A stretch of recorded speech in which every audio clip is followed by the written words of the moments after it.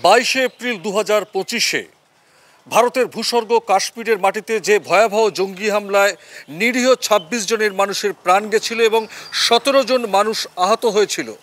এই পরিস্থিতিতে দাঁড়িয়ে ক্রমান্বয়ে ভারত এবং পাকিস্তানের মধ্যে কিন্তু চরম সংঘাতের বাতাবরণ তৈরি হয়েছে এই গত 10 দিনে। গত 22 এপ্রিলের পর থেকে গত 24 এপ্রিল থেকেই কিন্তু ভারত এবং পাকিস্তানের নিয়ন্ত্রণ রেখায় এলওসির বিভিন্ন সেক্টরে কিন্তু দুদেশের তরফেই কিন্তু গোলাগুলির খবর পাওয়া গেছিল দুদেশের সেনাবাহিনী সূত্রে এবং গণমাধ্যম সূত্রে। সর্বশেষ খবর অনুযায়ী গত 10 দিন পেরিয়ে গেলেও গত রাতে কিন্তু দক্ষিণ কাশ্মীরের মূলত 8টি জায়গায় এই গত 10 দিনের নিরিখে সবচেয়ে বেশি গোলাগুলির খবর পাওয়া গেছে।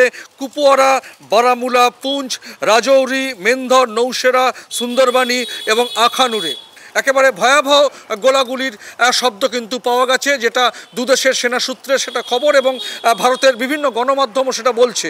কিন্তু সর্বশেষ খবর অনুযায়ী যেটা জানা যাচ্ছে, এখনও কোনো হতাহতের খবর পাওয়া যায়নি। আমরা দেখেছিলাম গত 22 এপ্রিলের পর গত 23 এপ্রিলই পাঞ্জাবের ফিরোজপুরে একজন ভারতীয় সীমান্তরক্ষী বাহিনীর জওয়ান ভুলবশত পাকিস্তানি বর্ডার ক্রস করলে তাকে পাকিস্তানি সেনাবাহিনী তাকে আটক করে নিয়ে যায় এবং গতকালও কিন্তু রাজস্থানের আন্তর্জাতিক সীমানায় কিন্তু পাকিস্তানি রেঞ্জার একজন ভারতীয় সীমান্তরক্ষী বাহিনী পাকিস্তানি একজন রেঞ্জারকে আটক করেছে।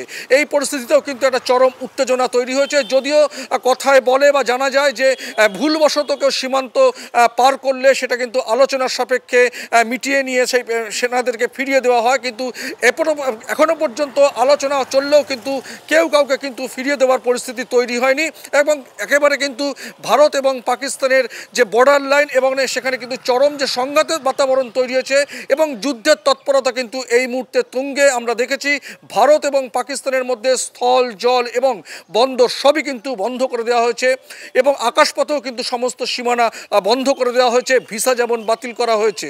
এই পরিস্থিতিতে কিন্তু একদম চরম উত্তেজনা কাশ্মীরের পাকিস্তান এবং ভারত পাকিস্তানের নিয়ন্ত্রণ রেখা। সেখানকার সাধারণ মানুষ কিন্তু এই মুহূর্তে আতঙ্কে দিন গুঞ্জন করছেন যে কখন কি হয় এই পরিস্থিতিতে দাঁড়িয়ে।